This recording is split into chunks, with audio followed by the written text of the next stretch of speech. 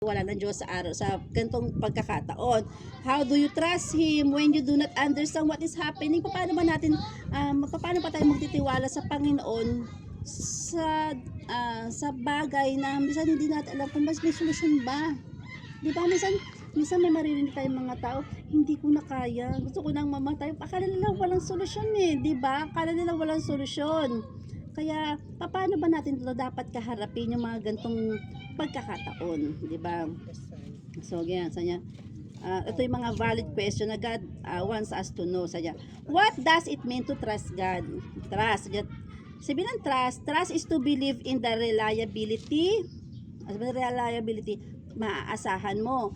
Truth, katotohanan, ability, or strength of something. Yun daw ang trust. Yung katulad sa bagay, ganyan. Katulad sa kahapon, nandun na sa nanay ko. Gusto kong gawin yung aircon niya, linisin. Naglagay ako ng isang gantong upuan. Naglagay ako ng, natatawa na ako. Naglagay ako ng isang mataas pang upuan. Tapos ang humawak, mamang ko ay senior. Ang kuya ko PWD. Siya bumawag sa'yo. Akit ako sa ibabaw. Nalayan ka. Ay, ayoko na, bababa na ako. Kasi wala akong tiwala sa kanilang dalawa. Nakaya ba nila akong tibayan sa upuan na yun, di ba? Sabi ko, di ba, hindi ko sila mapagkakatiwalaan kasi sa PWD, kapatid ko, mama ko, isang senior citizen. Hindi nila ako kaya pag lumagpak ako. Kawawa ako, di ba, pag lumagpak ako. Kaya, ay, ayoko na. Wag naman, kaya ako na, palinis mo na lang sa iba. Sabi ko gano'n sa nanay ko, di ba? Kaya sabi nga, to trust is to believe in minsan sa mga bagay na maaasahan mo. Totoo naman, di ba, may mga upuan na orokan. Yan, kala mo matibay yan, di ba? Di ba, ano ba bang chinelas? Pag sinabi mo, ay, hayabayan na sa chinelas, matibay yan. O, damit ko, bench. 10 taon na nga to, hindi pa rin nabubura yung bench. Di ba, yung salita, di ba? May mga ganong bagay. Yun yung mga bagay na alam mo, maaasahan mo, mga matitibay. Pero, subalit, natapwat. When it comes to trusting God, that means that believing in His reliability, in His word, His ability and strength. No? Pag magtitiwala naman tayo sa Diyos, tayo ay nagtitiwala sa Kanyang kakayahan, siya ay maaasahan, maniniwala tayo sa Kanyang salita through Scripture, at saka sa Kanyang kalakasan. Amen po ba? Naniniwala po ba tayo na may Diyos na malakas? Amen po ba? Yan. Kaya yun na andyan. Sabi niya, the Bible says that God cannot lie. Totoo, nakasunod sa Bible yun na the God is not a man that he should lie. No. So, ibig sabihin, ang lahat ng nakasulat sa Biblia ay totoo. Ito ay pangako ng Panginoon na kailangan nating panghawakan. Amen po ba? So, paano ba natin makukuha yung mga pangako ng Panginoon? Siyempre, kailangan natin magbasa ng Kanyang salita. Amen po ba? Sabi diyan, trusting God is more than a feeling. Hindi yung damdamin lang. Na, minsan gusto kong maniwala sa Diyos. Ganun ba? Di ba meron ganon? Minsan ka lang ba maniniwala sa Diyos? Sabi niya, trusting God is more than a feeling. It's a choice. Pag sinabing choice, kasi merong option, merong choice. Pag sinabing option, mayroon kang option. May pagpipilian ka option. Pag wala dito gumana, option 1, option 2 ako. Pag dito gumana sa option 3 ako, marami ang option. Pero pag sinabi mong choice, ito ay desisyon mo na pinili mo. Tama? Pinili mo ang Diyos na at nasa Kanya ka ay magtiwala. Kaya yun ay choice. Tama? Ang pagtitiwala sa Panginoon ay isang choice. Amen po ba? Hindi yun option na pag hindi ako pinautang ng kapatid ko na saka ako lalapit sa Diyos. Ganun ba? Hindi, diba? Pag hindi ako ganito, saka lang ako lalapit sa Diyos. Hindi ganun. Unahan mong lapitan ng ating Panginoon. Amen po. So next po, sabi dyan, pagod ako sa tao. Hingan. Bagal na kasi sis. Yan. Yan. Sige. How to trust God. So, how to trust God. Maraming if you trust someone, sabi sa 1 Peter 5:7, sabi sa 1 Peter, cast all your anxiety on Him because He cares for you. No? Tayo ay, sa Tagalog, ano pa katingin sa Tagalog, Sister Dayan? 1 Peter 5:7. Tiwala niyo sa Kanya ang inyong mga alalahanin sa buhay sapagkat siya ay nagmamalasakit sa inyo. Kaya kung ano man yung ano man meron tayo sa buhay natin, maganda man o hindi, kailangan ililapit natin ito sa ating Panginoon.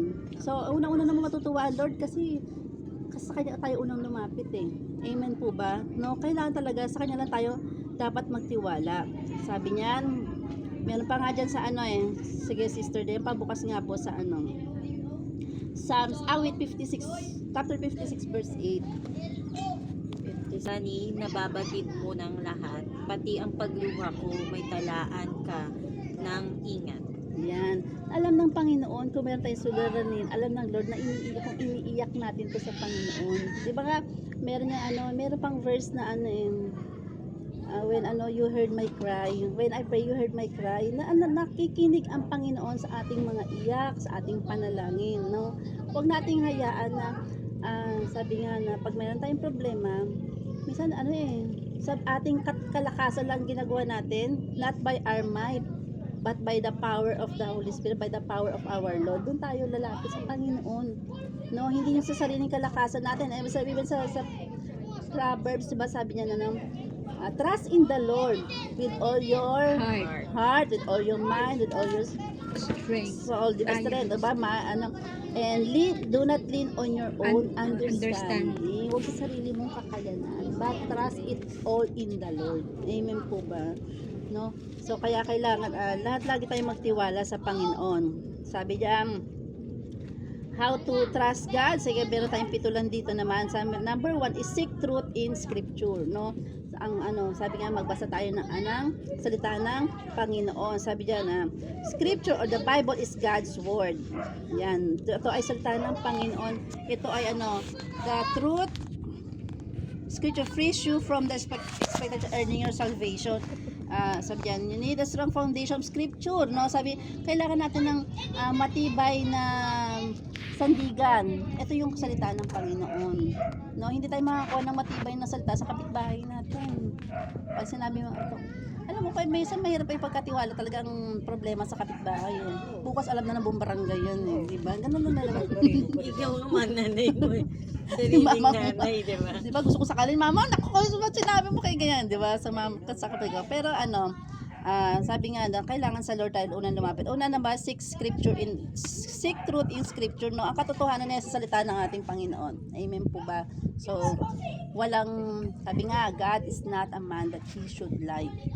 Hindi nagsisinungaling ang Panginoon. Lahat ng satanaan dyan, yan ay kinasihan niya, yan ay totoo. Amen po. Yan ang ating magiging kalakasan. Amen po ba? Amen. Number 2, sabi, confess and believe. Sabi niya, be honest. Confess and believe daw. Be honest. Allow God to remind you who He is and what He promises. And then be honest with Him. No, kung anong problema mo sa Panginoon? Ano ba ito ni Hana? Di ba nanalangin sa Panginoon? Ano ba problema ni Hana? Hindi siya magkaanak. Diba ganun sabi niya, kapait ang pag-iyak ni Hana. Iniyak niya sa Panginoon para siyang lasing na nananalangin. Diba? Umaano na yung bibi niya. Talaga iniiyak niya sa Panginoon, no? Kaya hayaan mo ang Panginoon ay gumawa sa ating mga buhay. For sabi niya, God is the God of sabi niya, God is He is a great I am. No? Kaya niya ang lahat ng bagay. Basta ang kailangan lumapit tayo sa ating Panginoon at sabihin natin kung ano yung problema mo. Sabi niya, di ba? Kaya kailangan maniwala tayo na He is the God that can do all things.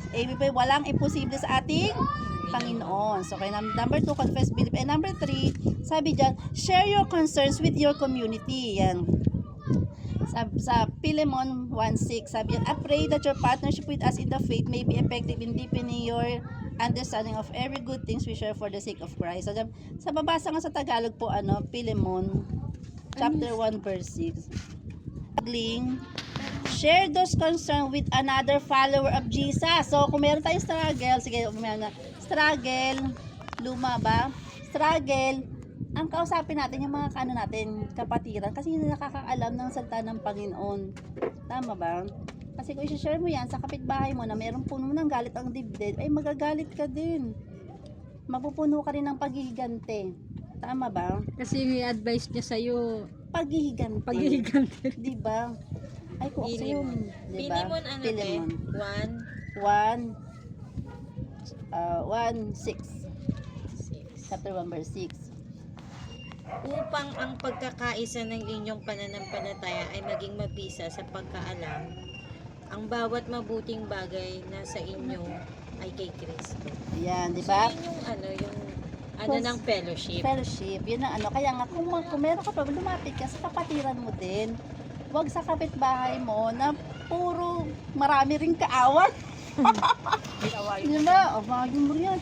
Sasabihin yan, Teres, baka natin. Oo, Yung di ganun ba? mga advice, no? Di ba ganoon? Di ba? Kailangan walang retaliation, di ba? Dito siya, te. Di ba? Kaya ngayon kailangan na Dito siya masyado. Isang ano lang. sabi niya, fellow believers can remind you of God's character. Ano ba, di ba? Mabuti ang Isa lang Panginoon. kasi Ito na siya. ipag-away. Hindi God, na nadadaan. through encouragement and accountability. Do encourage ka ng ng kapatiran mo ng mabuti, hindi ng masama.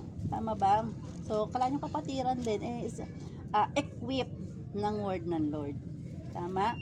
Kailangan equip tayo ng word. Para naman, ibibigay din natin, kunyari, lumapit sa isa, at ibibigay din natin, hindi yung but the word of God. No? Pag sinabi mo, may problema ako ganito, ganyan, no? Mag-trust ka lang sa Panginoon. Then, prayer, di ba? Ganun lang naman yun ang gawain natin mga kapatiran na kailangan natin itulungan, palakasin, encourage kapatiran natin. Amen po ba? Amen. So number 4 and number 3 yun, no? Share your concerns with community. Number 4, remember God and spend time with Him. No, yan.